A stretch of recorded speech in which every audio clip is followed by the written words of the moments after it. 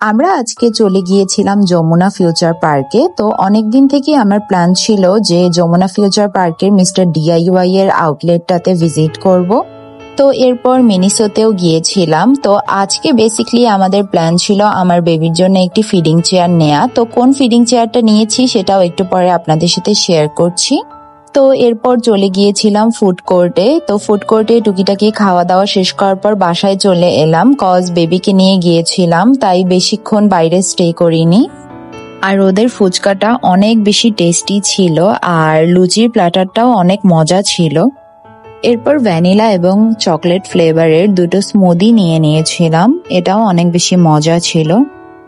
এরপর চলেন আপনাদের সাথে শেয়ার করি যে আজকে টোটাল কি শপিং করেছি।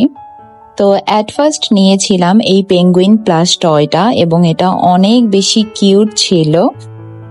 এরপর একটি কম্ব নিয়েছিলাম। তো রিসেন্টলি আমি এটা ইউজ করছি, তো এটা সত্যি বলতে অনেক বেশি ভালো।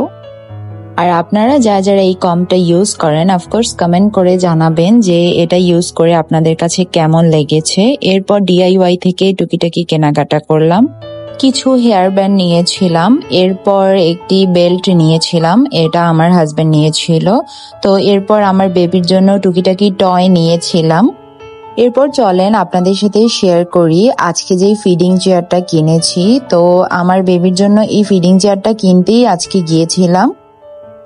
আর ফিডিং চেয়ারের ওখানে অনেক অপশনস ছিল এবং ডিফারেন্ট কালার্সও ছিল ফিডিং চেয়ারের। তো আমার কাছে বেসিকলি এই পার্পল আর ইয়েলো কালারের কম্বিনেশনটা বেশি ভালো লেগেছে, এটা অনেক বেশি কিউট ছিল, দ্যাটস ওয়াই আমি এটা চুজ করেছি। তো আজকে আমার এই মিনি শপিং ভিডিওটা আপনাদের কাছে কেমন লেগেছে অফকোর্স আমাকে কমেন্ট করে জানাবেন। আজকের মতো এখানেই শেষ করছি, আল্লাহ হাফেজ।